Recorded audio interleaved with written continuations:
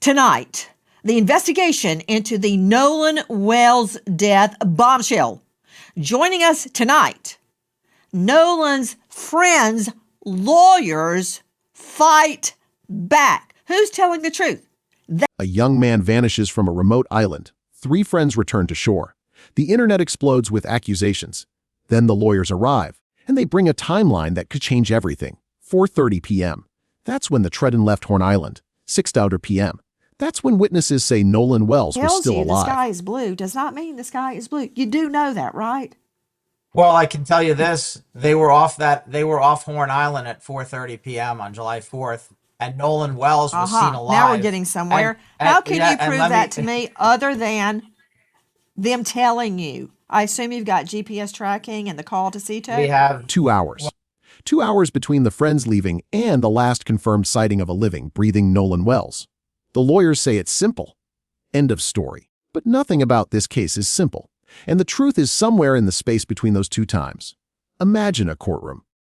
The prosecution stands at one table, ready to argue that the friends on the Triton know more than they're saying. The defense stands at the other, holding a timeline that supposedly exonerates their clients. So, Nancy, look, we have had multiple witnesses reach out to us, 2 confirmed witnesses that saw Nolan Wells on the island around 6 p.m. on July 4th, well after the Triton, as you said, left around 4:30. And so the jury is the public watching from behind screens, and the evidence is a puzzle with missing pieces. A boat that left at 4:30, a body found later, a witness who says they saw Nolan alive at 6:00, a phone that hasn't been turned over, an autopsy that removed the throat but left the hands untouched. There was no indication that there was any kind of contusions on the hand, the arm, no kind of defensive event. And a lawyer who says 4:30 and 6 p.m. End of story. Before we go deeper into what the evidence actually shows, make sure you're subscribed to CrimeNest Media, because we don't just cover the story, we follow the facts. The dead man is Nolan Wells. He was 20 years old. He was from Ocean Springs, Mississippi. On July 4th, he went to Horn Island with 3 friends. Their names are Warren, Morgan, and Jax. They were on a boat called the Triton. They returned without him. The story they told was simple. Nolan stayed behind. They didn't know where he went. They thought he was with someone else. They thought he would find his own way back. They called his mother later that night. They called the Coast Guard. They cooperated with police. But the internet didn't believe them. Social media exploded with accusations. Death threats followed. The friends became villains in the court of public opinion. And then the lawyers stepped in. The first lawyer is Tyler Cox. He represents several of the young men. He is a veteran trial lawyer. He has done this before. And his argument is simple. The Triton left Horn Island at 4:30 p.m. That is a fact. The boat's GPS confirms it. Multiple witnesses confirm it. But Nolan Wells was seen alive at 6:00 p.m. That is also a fact, according to the lawyers. 2 witnesses placed Nolan on the island an hour and a half after the Triton had already departed. We have witnesses, among other things, but I can also tell you this. They were off the island at 4:30 p.m., and Nolan Wells was seen alive by multiple people at 6 p.m., still on the island. And I'm sure Tyler would be happy. They can't do 2 things at once, Cox says. They can't do 2 things at once. They can't be on the island at 6 o'clock and be on the boat gone off the island at 4:30. They can't be on the island at 600 and be on the boat gone off the island at 40:30. The logic is straightforward. If Nolan was still alive at 6:00 p.m., the friends who left at 4:30 cannot be responsible for his death. They were miles away on the water, heading back to shore. They had an alibi, and the witnesses confirmed it. End of story. But Nancy Grace, the host of Crime Stories, is not convinced. She pushes back. She asks the questions a prosecutor would ask. Know him? I mean, let me see my guess, please. Mr. Pulsick, Mr. Cox, I know the 2 of you. I don't see both of them. There they are. The 2 of you have tried a lot of cases, as have I. To get in or attack an eyewitness, and it's in the code, the official code of Mississippi annotated. Do your witnesses know Nolan? Can they identify him? How far away were they? Had they been drinking? How are they sure it was 6 o'clock? Look, I'm not saying you're wrong. I'm asking the questions I would ask in court. How do they know it was 6 o'clock? Did they go, oh, there's Nolan Wells at 6 p.m.? Well, I'm pretty sure, Nancy, they were aware of the time. Do they know each other? Did they discuss their recollections before coming to police? The lawyers admit the witnesses were together that day. They admit the witnesses likely discussed what they saw before going to law enforcement. They admit they don't know if the witnesses were drinking. They admit they don't know the time stamp on the video that supposedly shows the Triton leaving. They say they want to protect the witnesses from the same death threats that have been directed at their clients. The defense attorney, Edward Pulsick, adds another layer. He has visited Horn Island. He describes it as a flat, open beach with no trees, no shelter, nowhere to hide. It's flat, it's open, there are no visual obstructions, so there's no trees, there's no shelter, there's no nothing, and it was broad daylight with thousands of people there.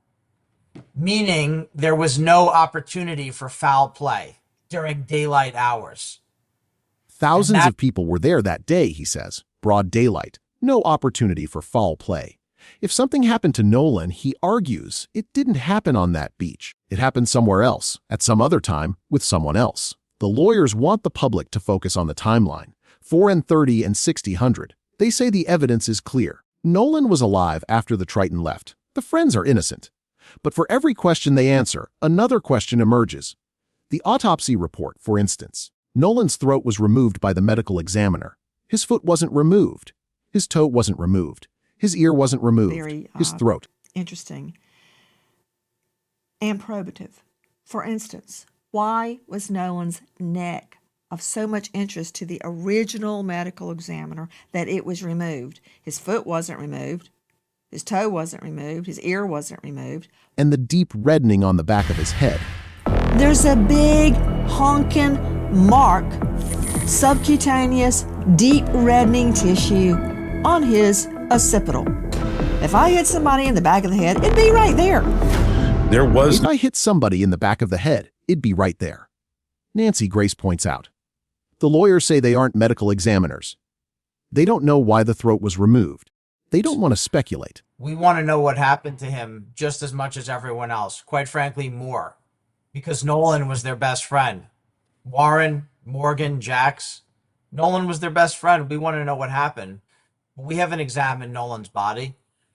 We're not scientists. I just thought maybe you had been somehow told why they took his throat. Okay, that's a no. We don't know why they took his throat. But the question hangs in the air. What did the medical examiner find that was curious enough to remove Nolan's throat? What was curious about the throat, Ed? Were there marks on the throat? Was there a ligature mark? Was there manual strangulation? Was there a compression? Were there bruises? Were there scratches? I don't know. Was a hyoid missing? I could go on, but I won't. Then there is the phone, Nolan's phone. It was never turned over to investigators. The family hired Ben Crump, a high-profile civil rights attorney. He has not given the phone to law enforcement. The lawyers say they want more evidence. They say they want the truth. They say they have nothing to hide. But the phone remains in the hands of the family's attorney, and investigators have not subpoenaed it. Why? The question is unanswered. The phone could contain GPS data. It could contain text messages. It could contain the final moments of Nolan's life captured in digital form. But nobody has looked at it. The moral refrain of this case is simple. He was spotted on the island after that at 6, alive and well. The lawyers repeat it like a mantra. 4:30 and 600. They want the public to focus on those two times. 4:30 and 600. They say it's the end of the story. But for Nancy Grace, it's only the beginning. If Nolan was alive at 600, how did he die? Who was the last person with him? What happened in the hours between 600 p.m. and the moment his body washed ashore? Why did the friends wait until 900 or 1000 that night to start asking where he was? If they were worried, why didn't they call sooner? If they were innocent, why didn't they turn around and go back to the island when they realized he was missing? The lawyers say the friends were young and confused. They say they didn't know what to do. Or something had just happened. Look, Nancy, you were a prosecutor for a long time. None of these boys have a story that is untrue. Don't you think that after all this time, somebody would have snitched? That somebody wouldn't be able to keep their story straight? No. Look, these boys are telling the truth. Typically, you're absolutely right. That's They why say they are usually- victims of an online witch hunt, but the questions persist. The lawyers say they have cooperated with Parties. police. I do not believe that it has been searched by authorities, but it's been available to authorities this entire time. If authorities wanted to come see it, they're more than able to, and have been. Okay, They I say find they that allowed investigators to have access to their clients' phones. They say they gave phone dumps that show where the phones were and when. They say they have been transparent. But they also say their clients did not take polygraphs. Any lawyer worth their salt is going to tell their clients not to take a polygraph test under any circumstances. Cox says, it's a standard defense strategy. Polygraphs are not admissible in court. They can be misleading. They can produce false positives. But the public sees it differently. If you're innocent, the reasoning goes, why not take a polygraph? The lawyers say the question is unfair. The burden of proof is on the prosecution, but the burden of public opinion is on the defendants, and they are losing. The investigation is still ongoing. No one has been arrested. No one has been charged. The lawyers say their clients have been vilified for over 30 days. There has never been one shred, one iota, one piece, nothing. There is no evidence that ties Warren, Morgan, or Jax to any crime because they did not commit a crime. They had that nothing may very well whatsoever be to true. do. Right. They say the threats are credible. They say the trolls online have made their lives a living nightmare. And they say the only way to clear their names is for the public to hear the witnesses who saw Nolan alive at Person 600 seeing Nolan p.m. Wells alive, whether it's your clients or somebody else, and I want to find that person that saw Yes. him. You say 6 o'clock? Who are they? Make yourselves known. Put us all out of our misery. Help The me. witnesses are staying quiet. They have been threatened too. They are afraid to come forward. And the truth remains hidden. Here is the ticking clock moment. What happens when the timeline doesn't add up? What happens when the GPS says the boat left at 4:30, but the witnesses say they saw Nolan at 600? What happens when the autopsy reveals a head injury and a removed throat, but no one can explain why? What happens when the phone is withheld? The boat is not searched with cadaver dogs, and the polygraphs are refused. The clock is ticking because memories fade, evidence degrades, and the window to find answers is closing. Someone knows what happened to Nolan Wells. Someone was the last person to see him alive, and that someone hasn't come forward. The evidence is public.